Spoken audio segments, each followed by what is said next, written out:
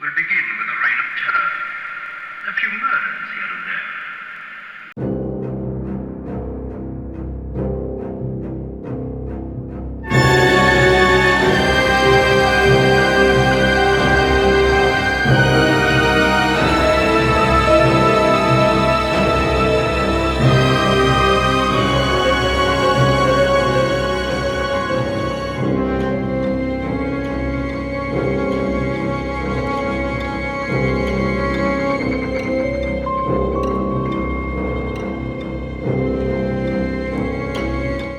Even the moon's frightened of me, frightened to death.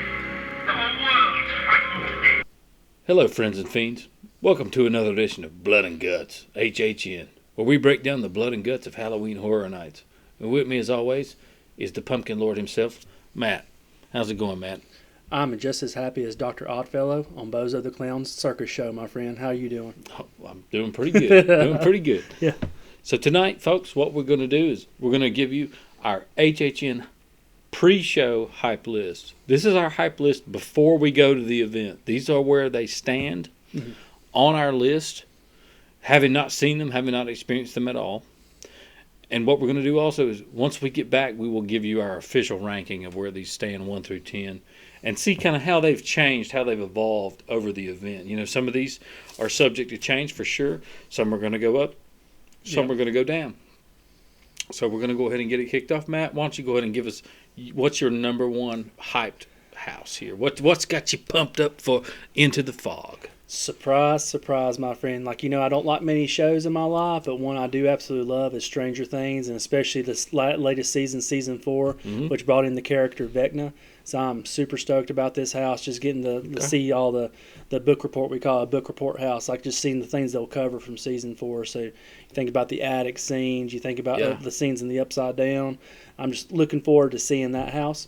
And just seeing what it brings with it, just hearing the music, like we talked about when they dropped the update. Oh, yeah. Running up that hill, just The Metallica, all that good stuff. just a lot of good stuff they can pull from this show. It just got me super, super excited. With that being said, then, what do you have for your number one? My number one, boys and girls, is Monsters. And the reason it's Monsters is because I am a Invisible Man fan. I love it. I believe he has the highest kill count in the cinematic universe, if you will, of monsters. I might be wrong, but I'm pretty sure derailing a train full of people As long as it's in your own head, that's all that kind matters. of covers that. You know? So monsters, you got the Invisible Man, you got the Hunchback, you got the Phantom, you got Dr. Jekyll and Mr. Hyde. I'm curious to see if they do some transformations. I'm curious to see, how they're going to pull this off. The Catacombs of Paris, France.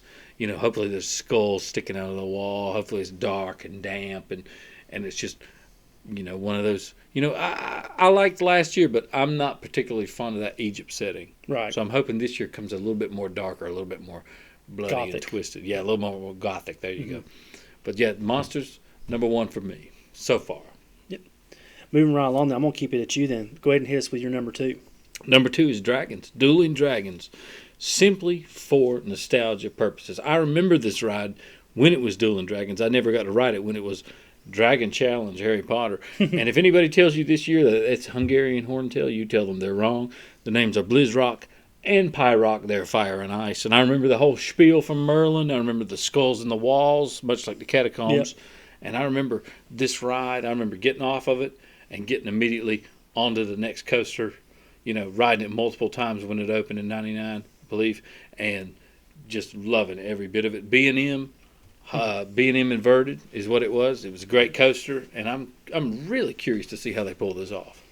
You and me both, my friend. If I'm going with number 2, then I'm going with the Yeti Campground Kills. This really should come as no surprise because I know it was on our Houses That Got Away episode, how they had the previous Yeti house. Yeah. So I'm looking forward, especially when I read the synopsis, how it's set in the 50s campground. Yep. I just think about how that Yeti can be running amok through there, and I'm hoping to see like the chest kill where he sticks the hands through. Yeah. And that'll have love to it. be in there. I love it. And, And I love a good house. The music, the settings, Yes. the furniture, every bit of set dressings from the 1950s, much like the Bugs house, Yes, is hopefully going to be on point. absolutely. So I mean, that's what's got me super excited about this house. Like I said, just seeing the Yeti in its form as well. Like they always do a great job of dressing up. Oh, that every Yeti. time they do a Yeti, especially in the detective house, the Yeti got me every time. Now we don't know, like I said, if it's going to be a cold house or not, but I'd be more than happy if it was a cold house. Oh yeah, for real. But moving on, then I'm going to stick with me then for the number 3. I'm going to have to piggyback off you and go with Dueling Dragons. That's one I'm real excited about as well. And Yep. just kind of hit what you said. It's nostalgia because I remember that ride. I love the queue.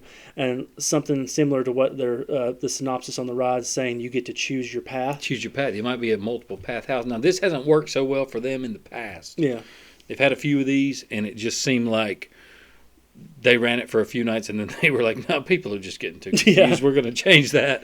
I mean, But well, you can let's think see. about it. You mix school juice and some of the other stuff. They're going to be walking around in the walls. They ain't going to know where they're going. So, but I'm excited for that. Like think about the old ride and the nostalgia of it. Like you said, the speech from Merlin and just the backstory of the dragons fighting themselves. Just it has a recipe for being an awesome house. You think about it set in those medieval times. Animatronics and puppets Yes. they could use. I mean, huge puppets. Come on, get us some, like the size of the sandworm they had in the Beetlejuice Yes. house, or the big Jersey Devil They head. can repurpose that Yeah. easily. Just do some cool animatronics like that. So, kicking it over to you, Adam. What you got for number 3? Number 3, right back to you, is Yeti, Mhm. because I love those nostalgic houses like the Bugs last year, House of the Future. Mhm. It's 1950s, 1960s kind of thing. I love it, and I think this is going to be the smells, the sights, the sounds are going to be just off the chart. So I think this is going to be a good You think one. about a campground, you'll get those ET smells of the pine forest and all And- that good stuff, and like animals. And hopefully they bring in like a big old RV Yeah. in that time period, Uh-huh. like a. I'm sure you'll see something of that Oh, yeah. magnitude in there, being it's a campground. Totally. So sticking with you, then, what do you have as number 4? Number 4 is Stranger Things, because I love that season. I don't know if we're going to get to see a lot of the Russian elements of it because they didn't really mention a lot of it in the press releases. But Right. if they do, that's cool, and if not, also cool. I'm just hoping they can pull it off and just make it awesome, especially the battle in the Upside Down with the guitar solo on Yes. top of the trailer. I mean, give us those key elements, and I believe you'll leave us all very happy. Absolutely. I mean, you got so many creatures from the Upside Down. You got the Demigorgons. You got those flying bats. Like I said, Yeah. you got Vecna himself. There's just so much they can pull to dress up that house. And like I said, they can either use animatronics, they can use visual cues, like where you can see the bats flying, like you've seen the detective house. There's just so much they can do Yeah, to the shadows on the wall, Yeah. the projection, I guess, is what it is. right to make the house come alive. So Yeah. I'm with you on that. Yep. Going with me then, my number 4, Monsters Unmasked. Like I said, it's everything you hit on earlier. Just the fact you Yeah. got 4 characters that's not really been used in the past. You got the Invisible Man. Super excited about the Invisible Man. I love it. Phantom of the Opera. I'm excited about him. Dr. Jekyll and Mr. Hyde. I'm curious to see how they use the Hunchback in this because he's more like your sympathetic hero. I wonder if that's going to play into this house or if they're actually going to make him more menacing Yeah. in this. But thinking about the Gothic settings, like you said, that's where I thought they missed last year. I mean, it was cool seeing an Egyptian pyramid, but when I think about Dracula, I think about the Wolfman. I'm thinking about Transylvania, the Moors. Yeah, the forest. Yeah. Right, exactly. Right. That's what I want to see as a fan. So getting back to that Gothic setting in the catacombs of Paris, and like you said, maybe seeing some skulls down there where they've been buried in the catacombs. That's just something that I look forward to. I hope they do it that way, or maybe seeing some remnants of the underhouse of the opera house, seeing Yeah. the German Yeah, the expressionism. opera house would be great. Mhm. In this. So yeah, I'm really looking forward to that. And then sticking with me then for number 5, my house I'm looking forward to is the Oddfellow Circus house. And for me, I know you're not much of a fan on the circus houses, Yep. but for me, it's a couple things on this. Like Jack is he's not my favorite icon, but one of my favorite icons. And so knowing that backstory of him and Oddfellow, I'm looking forward to seeing how that plays out and if Jack will have any role in the circus or in the house, or if it'll be focused on Oddfellow. But just so many other elements, like with the history of Horror Nights and how introducing that icon, I really look forward to seeing how they pull that off. Right. Yeah. Or maybe he's just an Easter egg in the house. Yep. You never can tell. You can't. And throwing it to you, my friend, what do you have as number 5? Number 5, I have The Last of Us, and that's because the game. I remember the game when it came out. I remember just how floored I was at the story of the game. Mm-hmm. How awesome it was. I also like the show, but this year the house is based on the game. And I'm just curious to see those sets. I'm curious to see that abandoned wasteland. I'm curious to see those clickers and all the different types of clickers and Joel and Ellie trying to survive in this wasteland. Absolutely. Go ahead then and hit us with your number 6. Number 6 is Dark Deals, because I really do also enjoy that whole lore of the Robert Johnson blues legend, and I know they have a different name for the character in there, right? Of course, in their synopsis, but I like that whole selling your soul to crossroads. I like the old 1920s Dust Bowl kind of Depression era vibe, and I'm hoping that they can really pull this off, because I know they were going for this last year, guys, with Witches and a little bit with Chupacabra, but they didn't quite capture it with the Witches. I mean, it kind of fell a little short. Yeah, like Chupacabra, I think they hit as far as the sets go. Yeah, the sets were great. And periods, it's more, that one fell for me for the animatronics and like the... Right, correct. But I'm with you on that. I think this has a recipe for being a really good house. Yeah, I hope it does.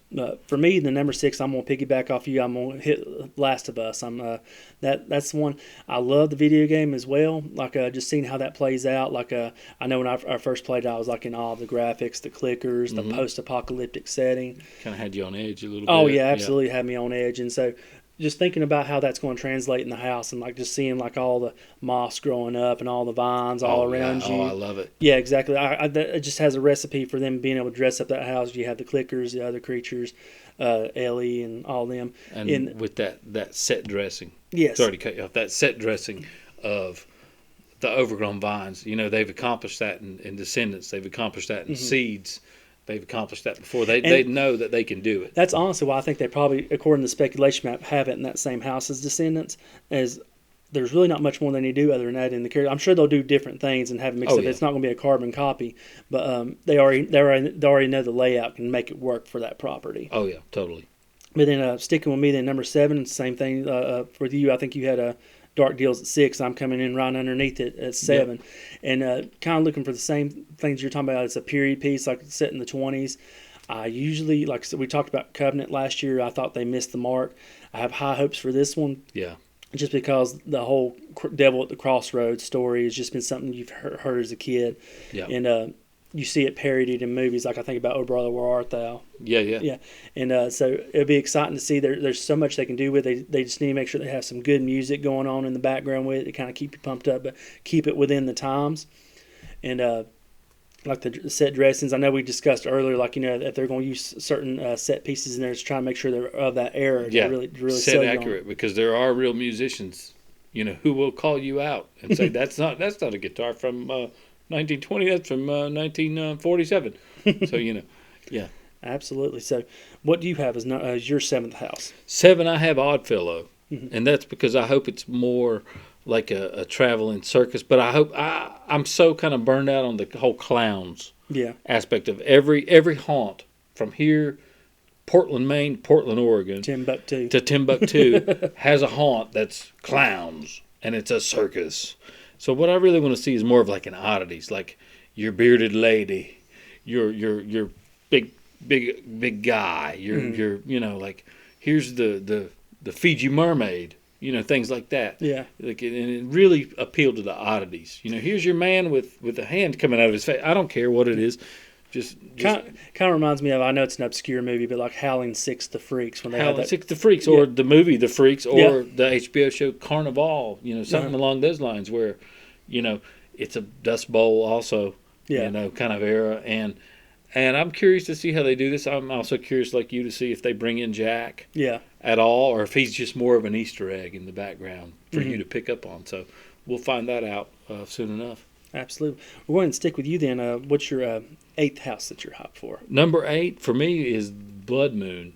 And the reason it's so low on my list is, although I do like the fact that it's a colonial, I believe to be a colonial era village, and there's a sacrificial ritual going on. The story just strikes me too much as the same or similar story from Witches or Chupacabra. You got a village, they're sacrificing, you're there, we're going to get you, we're going to sacrifice you because we've seen the blood moon.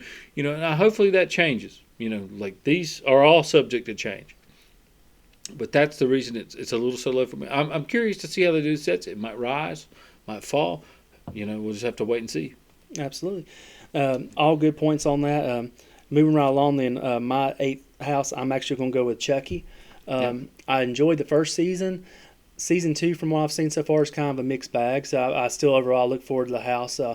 I'm excited to see Brad Dourif reprising his role and just hearing his voice throughout the house. Brad Dourif is going to just be a game changer. Absolutely, and I'm excited to see like how much will be like the little puppet animatronics of Chucky, or how many is going supposed to be actors in it. See how they incorporate the other characters, like like Tiffany, maybe Glenn makes an appearance. So, there's just a lot they can pull from, and just it's like you're talking about with the Oddfellow house. See if there's any other Easter eggs, maybe to the previous series of movies as well. Yeah, the films. Yeah. So this one to me, I think is one we're going to be like a fun house, because I mean Chucky's always been a wisecracking serial killer as well. Never really been to take too seriously or to frighten unless you're just like a really young child. Yeah. So for me, like I said, I don't really look for this one to go in and be like horrify me by any means, but just be like a fun house full of like good gags, hopefully some good kills, see some good gore in it. Sure. Yeah. And then the number 9th house for me is Blood Moon. And kind of piggybacking onto what you're saying is I was not very impressed last year. I love the set pieces of the Covenant and Chupacabra, but the rest of the execution I was disappointed in. Yeah. So hearing that this is a similar story to Chupacabra or to the Covenant as well, as far as making the sacrifices, and they're doing it for the Blood Moon, kind of has me worried it's going down the same path. Yeah. But now, like you said, speaking to it being the colonial times, that gives this house the opportunity, honestly, if they pull that off, it will jump up a few notches, I believe. And so even though it's my 9th house, that does not mean I'm not excited for it. I still think it's going to be a really good house. We'll see where it stands. To piggyback off of that just really quickly, is a lot of that is there are no werewolves, there are no yetis, there are no chupacabras. This is a human element in this house, which means hopefully a lot of your characters are not redundant. Right. Hopefully they're not humans in red hooded cloaks, with knives, jumping out at you because they're a cult or something, and because that's just going to get redundant at a certain point. That's kind of like without that monster element. Yeah, without that monster element or that supernatural element, you're kind of going to get that way really fast. Absolutely, and that's like I said, that's what disappointed me with Chupacabra, because like you said, it was more of the human element, not as much animatronic. When you see the previous houses like American Werewolf in London, things like that, where you see the werewolf every other scene, they can pull it off. So that kind of had me disappointed. But like I said, it's still one of those houses that could surprise. Like I said, especially if they do things, mix it up a little bit, not be redundant. The set pieces alone will be fantastic to be a part of. Yeah. So we'll just, like we said, folks, this is all speculation. This is all our opinion. So take it with a grain of salt. And these lists are going to change for sure. Absolutely. But going down to my number 9, I have Chucky because, as you all know, if you've seen any of our previous videos, I'm not against Chucky, but I am also not the biggest Chucky fan. If I had a shelf with 1,000 horror DVDs, probably the last I would go for would be Chucky, just because it doesn't appeal to me personally. But, the house, I'm curious to see, like you said, is it going to be, an animatronic? Is it going to be a live actor? Is it going to be, how are they going to pull it off? I'm curious to see that element of it, but does it really call to my soul as much as something like Monsters in the Catacombs or Yeti? No, it does not. So that's why I have it so low. Here on my list at number 9 is Chucky. So what? Bounce back over to you. We'll go ahead and we'll do this together, because this is actually the only one that we agree on in our list. So so far they're close. They're close, folks. But this is the one we agree on. So number 10 for us both is the Exorcist house. I'll go first with me. It's I love the original Exorcist movie. It's never been one that's like my all-time classic, kind of like what you were mentioning, Chucky. Like, I'll watch it if it's on, but rarely would I ever pick it out. Just reach for it on the shelf. And it's not that it's saying that I like it's not one of the best movies that's made as far as possession goes. I'm just not a possession horror movie type of person. That's me. And so like I'm your more I like slashers, monster movies, even throwing some kaiju monsters from Japanese folklore and stuff. That's kind of like what I'll be going for. So I still think this can be a great house. I know as far as the movie goes, I'm a little tepid after seeing the preview, so that kind of has me worried about the house as well. But I know Universal can work their magic to make it work. So it could very well be a house I go into and could move up the list because I have low expectations and set the bar pretty low for it. Sure. Yeah. And my colleague spoke very eloquently about the film in the house. I shall not do the same thing. I feel like after watching the trailer, guys, it's a movie where there are so many possession films. And they said, what can we do to change it? What can we do to make it different? We'll have 2 girls possessed instead of just one. Ooh, get this man some money and let's shoot this picture. Now, I also am not a fan of possession films. Mm-hmm. You know, I like Hereditary. You give me a possession film, give me Hereditary. Give me something that's more of like a folklorish cult kind of thing or witches or something like that. But this one, I'm not a fan of the original Exorcist very much as well. I mean, it's hard to pull it off. It's shot in 1 or 2 locations, maybe 3 locations, give or take. And so this one is at the bottom of the list. And I'm afraid that unless they come out swinging like Mike Tyson, it's going to stay there for me, folks. Yeah, I mean, it very well may, and there's nothing wrong with that. You're a little more forgiving than I am with these. He's a little more forgiving in his heart than I am. It's not that I'm a little more forgiving. It's one of those things where I don't want to train my mind to think that I'm not going to like it. I mean, because honestly, this whole year kind of talking about this year. I mean, honestly, we have a solid lineup. So I mean, something's got to go. I'm so excited about this lineup. Yeah, me too. I'm saying something's got to go on the bottom. So it's not. I'm not saying that this is going to be a terrible house. Like I said, I may get there and it may move up. I don't think it's going to go from 10 to number 1. But no. It may move up a notch or 2. You never know. I don't know. On my list, I'm thinking it's probably not going to go very far. Mean, it may have. I think about last year, and the reason why I say I think about last year, I had Chupacabra like 4th or 5th, and then they ended up being dead last. So, so I mean, you never know. You could be shocked, but I mean, ladies and gentlemen, I mean, let us know in the comments, how do you feel about the Exorcist house? How do you feel about the other houses? Yeah, give us your hype list of 1 through 10. We'd love to read it, and just great minds, let's get in there and have some discussions on it. And the real meat and potatoes will come from when we get back from the event, folks. We're going to rank these for you with details and images and all the fine, juicy secrets of the tour, because we're going to be doing the tour when we're there. Mm-hmm. So we're going to have all that behind-the-scenes stuff for you to sink your teeth into, sink your fangs into, if you will. And as always, ladies and gentlemen, thank you. Make sure, before we close out, make sure you like and subscribe to our channel. Share this with your friends as well. Please do that, or you're going to be forced to watch The Exorcist maybe a bunch of times. On repeat. On repeat. But yes, and always remember, blood and guts, HHN.